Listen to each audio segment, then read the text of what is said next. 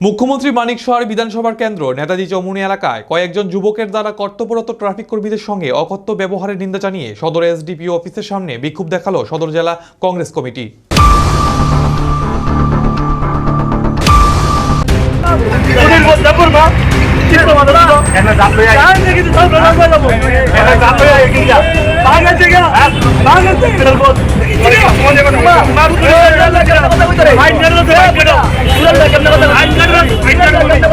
এই জন্য প্রশাসনবিহীন রাজ্যে বাস করছি। প্রায় প্রতিদিন রাজ্যের বিভিন্ন এলাকায় ক্ষত আক্রান্ত হচ্ছে প্রশাসনের কর্মীরা। এক্ষেত্রে নেই কোনো ধরনের প্রশাসনের কঠোর পদক্ষেপ। এবার ঠিক এমনই এক ঘটনা ঘটল রাজ্যের মুখ্যমন্ত্রীর বিধানসভা কেন্দ্রের নেতাজি চৌমুহনী এলাকা। সূত্র অনুযায়ী গতকাল শাসক দলের বখাটে কর্মীদের দ্বারা আক্রান্ত হয় ট্রাফিক দপ্তরের কর্মীরা। অভিযোগ, আক্রমণকারী বখাটে যুবকরা অকথ্য ভাষায় ট্রাফিক দপ্তরের কর্মীদের জাতি নিয়ে গালাগাল করে এবং ডিউটি শেষ হওয়ার পর উক্ত ট্রাফিক কর্মীদের দেখে নেওয়ার হুমকি দেওয়া হয়।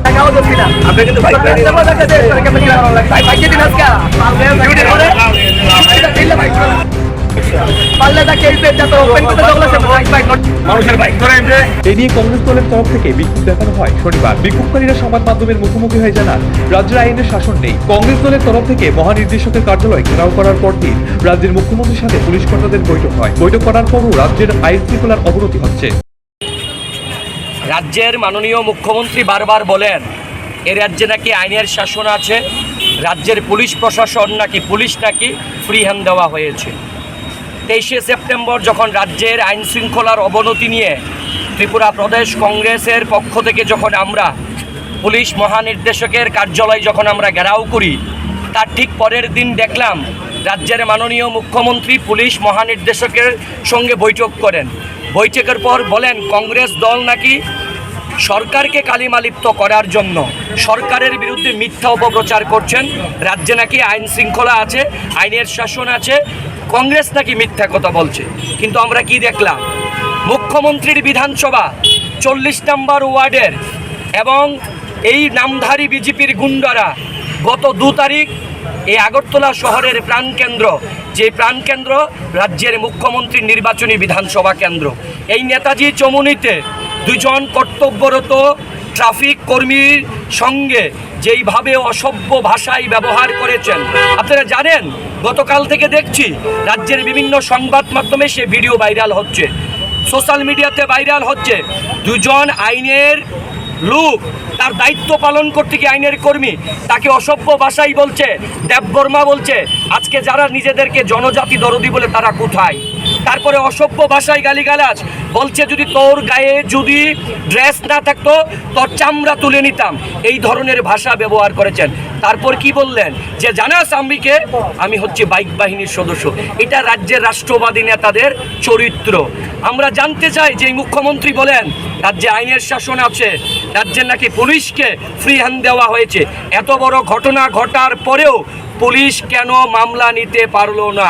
পুলিশের কোথায় ব্যর্থতা? পুলিশ কি আদৌ ফ্রি হ্যান্ড পেয়েছেন? রাজ্যে আইনের শাসন যে নেই, এই যে কংগ্রেস দলের পক্ষ থেকে আমরা বারবার দাবি করি, তার সবথেকে বড় উদাহরণ রাজ্যের যিনি মুখ্যমন্ত্রী, যিনি স্বরাষ্ট্রমন্ত্রী, ওনার শাসনে উনি যে পুলিশ প্রশাসনকে নিয়ন্ত্রণ করে, সেখানে মাথা নত করতে হয় রাজ্যের পুলিশকে, রাজ্যের ট্রাফিক কর্মীকে এবং রাজ্যের মুখ্যমন্ত্রী নির্বাচনী বিধানসভায় 40 নম্বর ওয়ার্ডের এই রাষ্ট্রবাদী দাবি করা বাইক বাহিনীর নেতাদের কাছে। আমরা তো বলছি, আমরা বলেছিলাম যে চোর গুন্ডা রাজ্য চলাই, পুলিশ লুকাই টেবিল তলায়। এটা প্রমাণ করলেন রাজ্যের বাইক বাহিনী। আজকে বাইক বাহিনীর কাছে 2 জন কর্তব্যরত অবস্থায়, ডিউটি অবস্থায় 2 জন ট্রাফিক কর্মীকে অপমানিত করা হয়। সেখানে দলের পক্ষ থেকে কোনো স্টেটমেন্ট দেওয়া হয় না। আমরা আজ সদর জেলার কংগ্রেসের পক্ষ থেকে এই সদর এসডিপিওর অফিসের সামনে আমরা প্রতিবাদ জানাচ্ছি। আমরা সরকারের কাছে, প্রশাসনের কাছে আমরা দাবি জানাচ্ছি যে এই ঘটনা যারা ঘটালো তারা কারা, তাদের নামধাম আমরা জানি, পুলিশ জানে, সিসি ফুটেজ সেখানে বের করতে হবে, তারা কারা। এইভাবে রাজ্যের পুলিশকে, ট্রাফিক কর্মীকে অপমান করা হবে, এটা সভ্য সমাজে আমরা কোনোদিনও মেনে নিতে পারিনি। আমরা দাবি করছি অনতিবিলম্বে এদের বিরুদ্ধে আইনগত ব্যবস্থা নিতে হবে। আসলে যে মুখ্যমন্ত্রী বলছেন রাজ্যে আইনের শাসন আছে, তার উদাহরণ এই নেতাজি চৌমুহনী।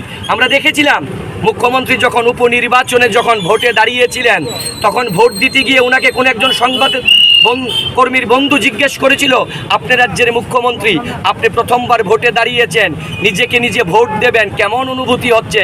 একজন অরাজনৈতিক ব্যক্তিত্ব মুখ্যমন্ত্রী হবার পর বলছেন যে আপনাকে কে বললো আমি আমাকে ভোট দেব? আমি তো আমাকে নাও ভোট দিতে পারি। কারণ তিনি কথাটা সত্য বলেছেন। এই বিজেপির শাসনে এই রাজ্যে বাইক বাহিনী তৈরি করা হয়েছে, হেলমেট বাহিনী তৈরি করা হয়েছে, ছাপ্পা বাহিনী তৈরি করা হয়েছে। কারণ মুখ্যমন্ত্রী তো কনফার্ম না তিনি ভোটের লাইনে দাঁড়িয়েছেন, হয়তো ভিতরে গিয়ে দেখলে নিলে যে ওনার ভোটটাও ছাপ্পা বাহিনী ভোট দিয়ে দিয়েছেন। তাই এই যে মুখ্যমন্ত্রীর শাসনে বাইক বাহিনী, এই বাইক বাহিনীর কাছে আজকে পুলিশ পর্যন্ত আমরা দেখেছি যে একটা দাঁড়িয়ে আছি, আপনাদের মনে আছে ক্যামেরাবন্দি হয়েছে উপনির্বাচনের যেদিন ফলাফল বেরিয়েছিল, এই পশ্চিম থানার সামনে আমাদের রাজ্যের গর্ব অহংকার টিএসআর এর এক কর্মীকে এক বিশালগড়ের যুব মোর্চার নেতা তাকে লাঠি নিয়ে মারতে গিয়েছিল, তখনও তার বিরুদ্ধে আইনগত ব্যবস্থা হয়নি। মুখ্যমন্ত্রী যে ব্যর্থ, তিনি যে প্রশাসন চালাতে এবং ওনার বাইক বাহিনীর কাছে যে রাজ্যের পুলিশ প্রশাসন অপমানিত হন, ট্রাফিক কর্মী অপমানিত হন, লাঞ্ছিত হন, তার দায়ভার নিয়ে রাজ্যের মুখ্যমন্ত্রীকে আমরা মনে করি আর এক মুহূর্তেও তিনি মুখ্যমন্ত্রী এবং স্বরাষ্ট্রমন্ত্রী থাকার কোনো যোগ্যতা নেই। তিনি যোগ্যতা হারিয়েছেন, তিনি পদত্যাগ করুন। কারণ ওনার শাসনে রাজ্যের আরক্ষা কর্মীরা পর্যন্ত লাঞ্ছিত হচ্ছেন, অপমানিত হচ্ছেন। আমরা তীব্র নিন্দা প্রতিবাদ জানাই। এই রাষ্ট্রবাদী নেতা, যুব মোর্চার নেতাদের বিরুদ্ধে আইনগত ব্যবস্থা নিতে হবে।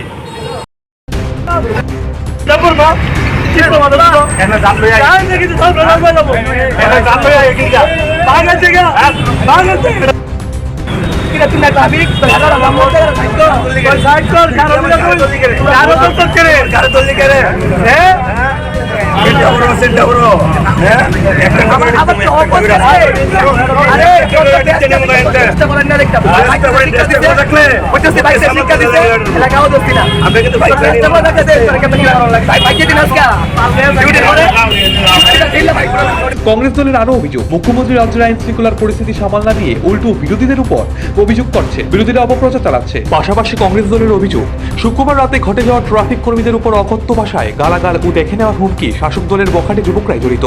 মুখ্যমন্ত্রী যদি রাজ্যের পুলিশকে ফ্রি হ্যান্ড দিয়ে থাকেন, তাহলে এই ঘটনায় প্রায় 24 ঘন্টা হতে যাচ্ছে, পুলিশ কেন কঠোর পদক্ষেপ গ্রহণ করেনি বখাটে যুবকদের বিরুদ্ধে?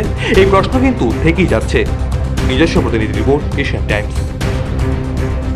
এই সংগ্রাম চলবে, নইলেই বিক্ষোভ চলবে, লড়াই চাই, দাবি করা গুন্ডা বাহিনীর বিরুদ্ধে কর্তব্যরত অবস্থায় ট্রাফিক কর্মীকে অপমান করার পর গ্রেফতার করা হলো না কেন?